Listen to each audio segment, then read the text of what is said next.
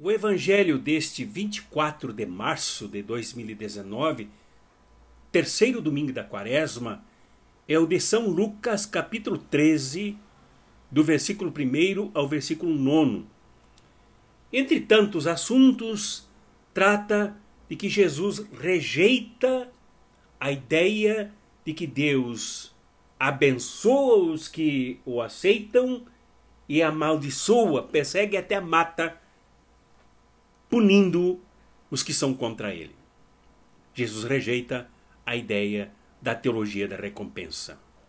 Convido vocês a sempre curtirem aqui este vídeo, os nossos outros vídeos, a compartilharem com todos que vocês puderem, a se inscreverem no canal, a ativarem o sininho para receberem as novidades e também ir ao blog cartasprofeticas.org/colabore e fazer a sua colaboração. Isso é muito importante para o nosso trabalho, visto que nós temos uma imensa missão de analisar as notícias, analisar os fatos, ajudar a encontrar os caminhos para este país em crise, para este mundo em conflito.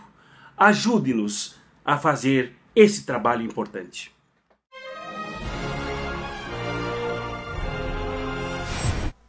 Nesse evangelho de hoje, vemos que alguns que se aproximaram de Jesus, provavelmente até alguns zelotes da corrente de São Pedro,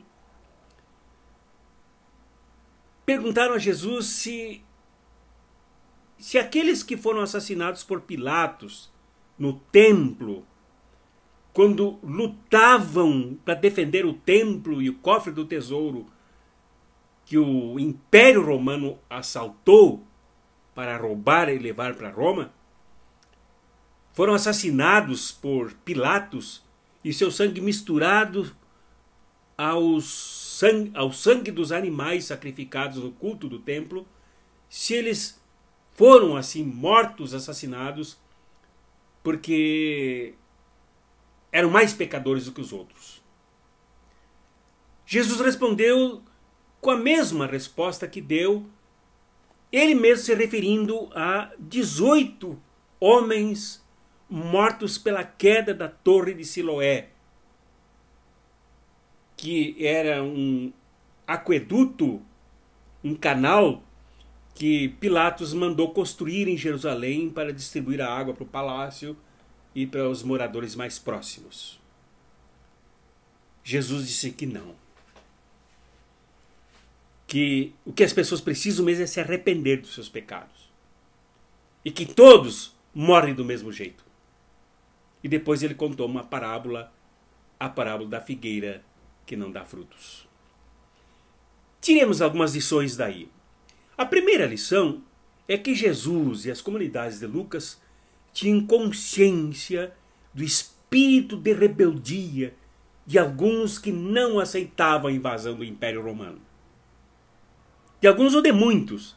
Muitos se revoltaram, inclusive, com armamento contra a invasão do Império Romano, contra o domínio do Império Romano, contra a manipulação que o Império Romano fazia dos povos invadidos, inclusive na Palestina.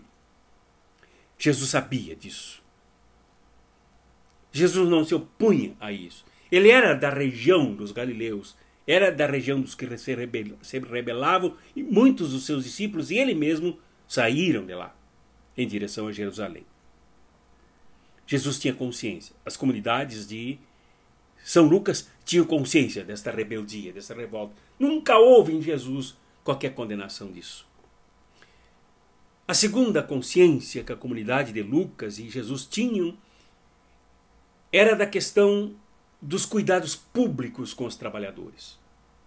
O que faltou para Pilatos, que era um rancoroso, um odioso, era uma espécie de Bolsonaro de Jerusalém, de Israel.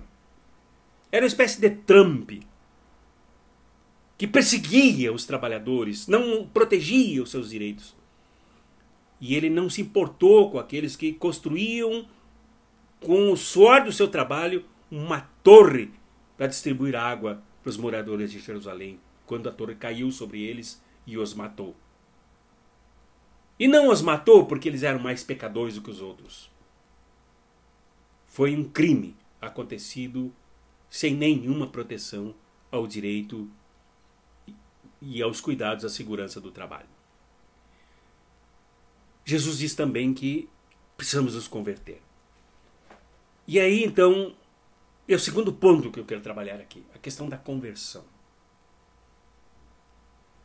Mas a conversão não é para tornar as pessoas mais mimadinhas de Deus, protegidas. Muitas igrejas evangélicas e setores católicos também usam como bandeira a conversão para que as pessoas se protejam, entrem num ambiente de prosperidade e assim não tenham mais perdas na vida. Não tenham mais derrotas na vida. E se possível até nem morram mais. Tenham uma vida eterna, protegida de desastres, acidentes, atentados e tudo mais, como se elas fossem blindadas pela graça divina. Não, a conversão não é para isso. Tanto é que a conversão não protege as pessoas, e nem tem esse objetivo de proteger as pessoas da realidade da vida, dos solavancos que a vida apresenta, que Jesus mesmo experimentou isso. Jesus, que é o centro, o eixo do reino que ele veio trazer, sofreu atentados, foi perseguido desde criança e foi morto sem proteção alguma. Assim foi com São Pedro, assim foi com Santiago, assim foi com São João, assim foram com todos os que seguiram Jesus e até os seus apóstolos bem fiéis, bem mais próximos. A conversão não é para proteção, não é para colocar uma blindagem nas pessoas. A conversão é para que as pessoas mudem de mentalidade. O verbo converter vem da palavra metanoia no grego, quer dizer mudança de mentalidade. Isto é, as pessoas se converterem para não seguirem mais a agenda deste mundo. Como esta da proteção. Como esta do mimosismo. Como esta da blindagem. E como tantas outras, a agenda das mentiras, das manipulações, da alienação, daqueles que, em vez de protestarem contra Pilatos, protestarem contra o Império Romano, como fizeram os galileus que foram assassinados, ainda acham que aqueles que lutam morrem porque seguem maus caminhos, porque não seguem o que Deus quer. Em vez de tomarem a consciência de se levantarem, se deixam guiar pelas ideias senso comum, vulgares que estão por aí, de recompensa e de não recompensa. Converter-se é mudar internamente e não seguir mais o que é ditado aí pelas mentiras, pelos fake news, pelos conteúdos de ódio, pelos conteúdos que negam as pessoas, pelos falsos princípios que fazem as pessoas serem muito mais moralistas do que morais. Desculpem a tosse, ainda estou no fim de uma crise asmática.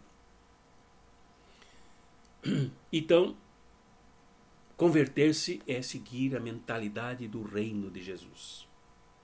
É seguir Jesus. Conscientes de que é preciso reconhecer que há injustiças, que há Pilatos, que há Herodes, que há crimes, que há banditismos, que há dominações que fazem as pessoas absolutamente infelizes. E finalmente, converter-se é aproveitar a chance que Deus, o dono da vinheira, o dono da figueira, nos dá.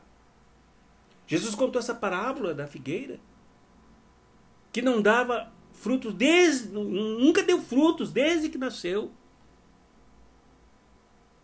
E o dono da vinheira então disse, aqui no caso é Deus, disse, não, vamos matar essa figueira, vamos cortar essa figueira, tirar fora, porque o objetivo dela é produzir frutos. Se ela não produz frutos, ela tem que ser eliminada e ser transformada em lenha. E o cuidador, o vinhateiro, disse, não, vamos adubar, me dá mais um ano para adubar a videira, para cuidar da videira, cuidar da terra da videira, coisa que não é comum acontecer, para que ela tenha a oportunidade de dar frutos. Se ela não der frutos no próximo ano, então, aí sim, cortemos a figueira, aliás, não é videira, figueira. Aqui é a demonstração que não há recompensa, mas a graça. A graça de Deus, que dá uma nova chance, só mais uma chance, para que se produzam os frutos do arrependimento, os frutos da metanoia, os frutos da conversão, de quem é agendado agora pelo reino de Jesus, o reino de amor ao próximo, de se colocar no lugar do outro, de compreender esta realidade que aí está. Agenda que tem como conteúdo o senso de justiça, para que não se permita que uma torre mate trabalhadores, para que não se permita que trabalhadores sejam assassinados e seu sangue misturado ao sangue de animais, que supersticiosamente eram usados para acalmar a ira divina. Libertar dessa agenda da superstição, da agenda do bode, da agenda de transferir para os outros a responsabilidade. Aí, para essa figueira ter mais uma oportunidade, para nós termos mais uma oportunidade de nos transformarmos. Esse é o grande apelo do reino que Jesus veio trazer, do arrependimento. Termos mais uma chance para, como a figueira, nos arrependermos e produzirmos frutos. Porque não basta dizer que é arrependido, não basta dizer que é convertido, não basta nem dizer que é de igreja. Eu sou evangélico, eu sou católico, eu sou da renovação. Não, isso não resolve absolutamente nada. Tem que produzir frutos, mudar esse mundo, lutar para transformar essa realidade, ainda que o nosso sangue verta, ainda que tenhamos que nos colocar ao lado daqueles que são atingidos pelas torres de Siloé, que sempre ameaçam cair sobre os mais fracos, atingir os que são menos fragilizados do ponto de vista da proteção do Estado, da justiça. É aí que devem produzir frutos os arrependidos, os convertidos, e não dentro de igreja só, batendo palmas, fazendo alaridos, rezando, orando, pedindo para Deus fazer, e não a gente fazer o que deve fazer. Esta é a proposta do Evangelho deste domingo, o Evangelho de Lucas. Se vós não vos convertedes, ireis morrer de todos do mesmo modo, da mesma maneira. A gente morre de qualquer jeito. O objetivo é produzirmos frutos de arrependimento agora na vida, e o resto deixa por conta de Deus. Esta é a proposta do reino de Jesus, que nós nos arrependamos e não como uma figueira que não produz frutos, sermos como uma figueira que produz frutos em abundância, frutos da fé, da luta, do amor ao próximo, se colocar no lugar dos outros, de entender esta realidade, não de acordo com a agenda de mídia, com a agenda de religião, com a agenda de jornal, com a agenda, buscarmos realmente onde nos informarmos e nos formarmos para mudar este mundo. Deus, pois, nos abençoe com esta perspectiva do reino que Jesus veio nos trazer, pedindo de nós frutos do nosso arrependimento, da nossa conversão, para mudarmos o mundo que aí está mudando também a nós mesmos. Deus te abençoe, em nome do Pai, do Filho e do Espírito Santo. Amém. E que ninguém solte a mão de ninguém.